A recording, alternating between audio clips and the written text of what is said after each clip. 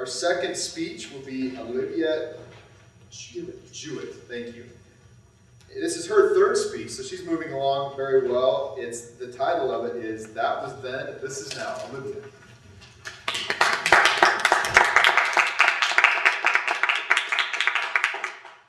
Lucky me, I get to follow that speech.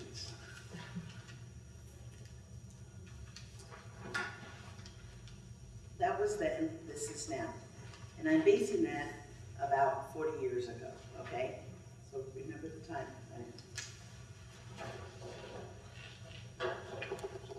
The top 7 disciplinary problems in public school. Actually, I lied. This is the top 7 disciplinary problems in public school. Talking, chewing gum, making noise, pushing, maybe fighting, running in the halls, wearing a hat inside the school building, and not putting your paper in the wastebasket. Okay? 40 years ago, that's what the problems were in our public school. You know what they are today? It's serious. It's drug abuse. It's pregnancy, rape, robbery, assault, and guns in the school. We used to have to worry about putting our paper in the wastebasket. Now we have to worry about guns in school. It may not affect you. It may affect your children or your grandchildren. It may be the children your kids go to school with. I think this is serious. For some reason, at the grocery store the other day, I saw this and it bothered me. Bullied to death. How can someone be bullied to death? As I was standing in the line to pay for my groceries, I thought, when I went to school, my biggest concern was, what was I going to wear? You know, I never remember going to school in fear. Walking to school, being at school, coming home from school, school was not a fear for me. And I'm really concerned today about what's going on. And I thought about this for the last couple of months, actually, because I picked this up in the 1st of April. But I think it has to do with respect. And where do we learn respect? Because this does not represent respect for others or for yourself. So I started thinking about the way I was raised. And I think I feared my father and my mother. I feared. And I started thinking, is fear respect? Is respect fear?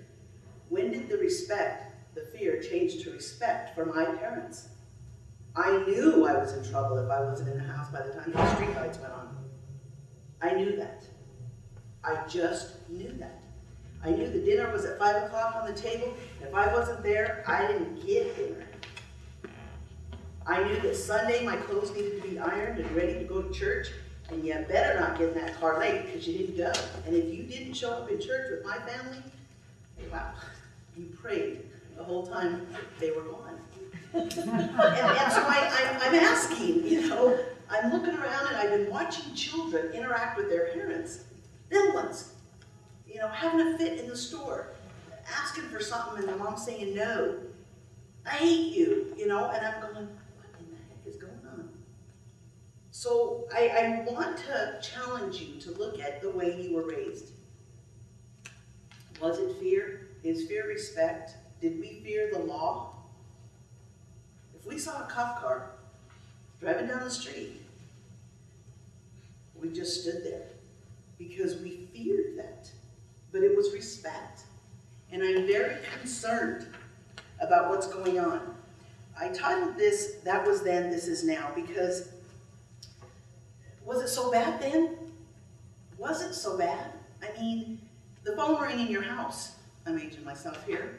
And hello, I got it.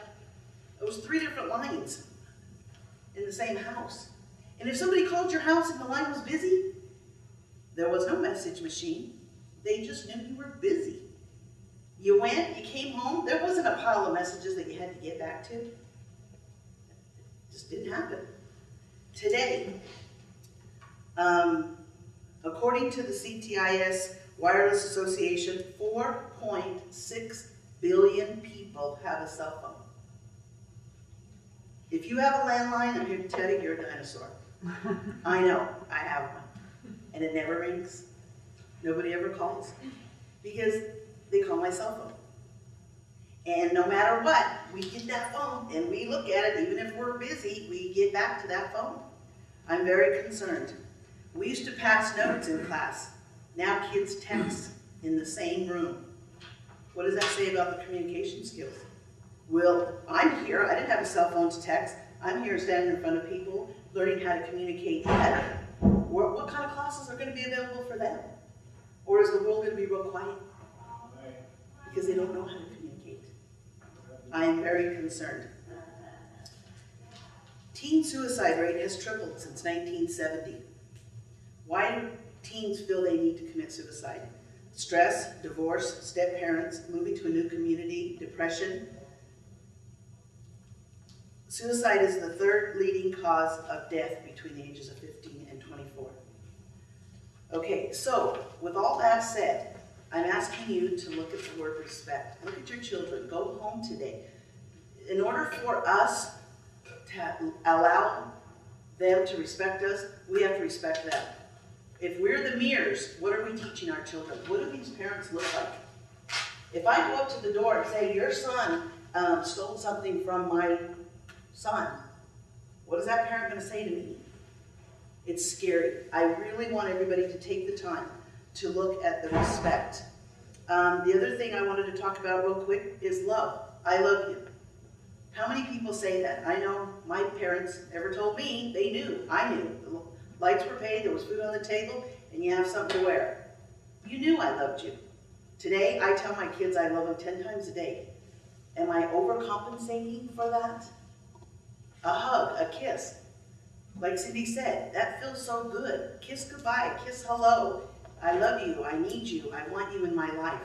I think that has to be the message to our children, because if we teach them respect, they will respect themselves and they will respect others. And this, 40 years from now, I don't know what that list is going to look like. I'm really concerned about it. And, like I say, we teach our children, they mirror us, they learn from us, and I want to know what is the message that we're sending our kids. That's it.